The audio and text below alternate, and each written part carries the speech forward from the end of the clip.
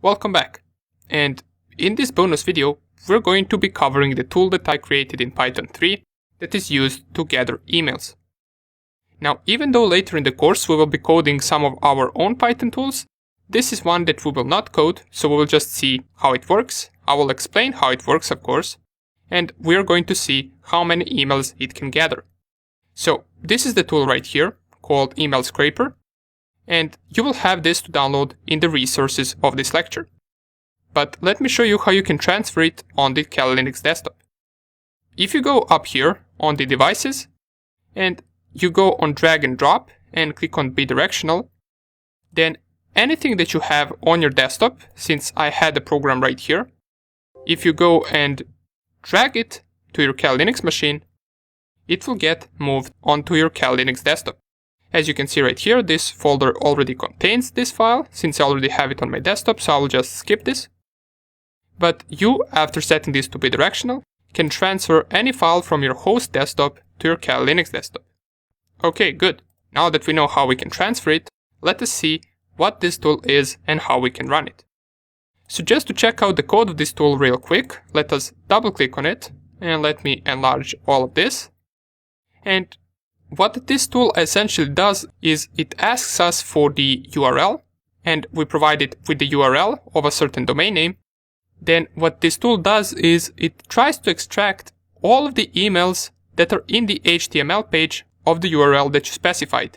But what it also does is it tries to crawl within other URLs that are found inside of that page. For example, this count variable right here, that is equal to 100, means that we will be searching for emails in 100 different links. So you specify the main URL, then it goes through that URL, it extracts all of the emails, but it also extracts all of the other URLs that are leading to different pages.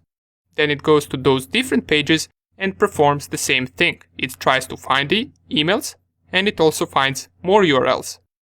And it does that until it reaches 100 URLs. This is a number that you can change if you want to, so you can set this to be lower or higher depending on how much results you want to find. Down here we can see that it is finding those emails using regex.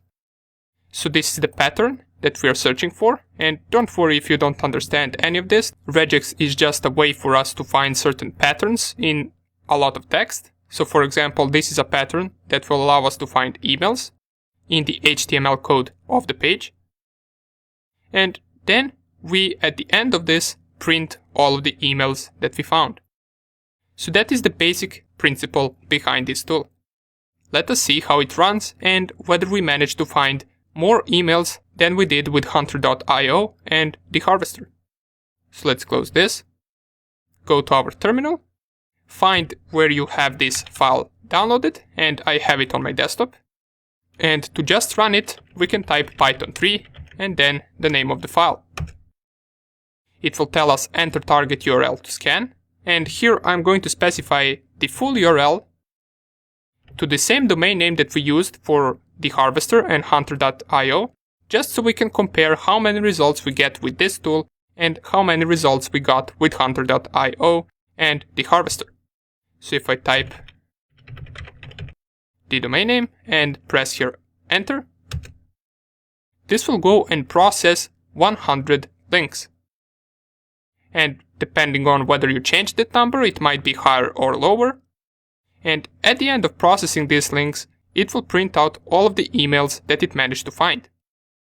So if you remember, with hunter.io, the website that we used, with the free account we managed to gather 10 different emails.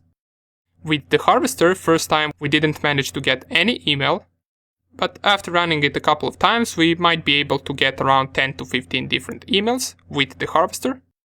But let's see how many this tool will find. So let's just wait for this to finish, and I will get back to you as soon as it's done. Okay, so the tool has finished scanning, and here are all of the emails that we managed to find. You can see there is at least 100 or 150 of them, and they all belong to the same domain. Now, we might occasionally find some email that doesn't belong to this domain, and we saw one down here, I believe. Let me just find it. This one. It doesn't have the domain name inside of the email, but all of the others do. And we got at least 5 to 10 times more results than we managed to get with the Harvester, which is Kali Linux tool, or with the free account of Hunter.io. And here are all the links that it processed, so it clicked on all of these links and it tried to extract as much emails as it could from these links. Cool, right?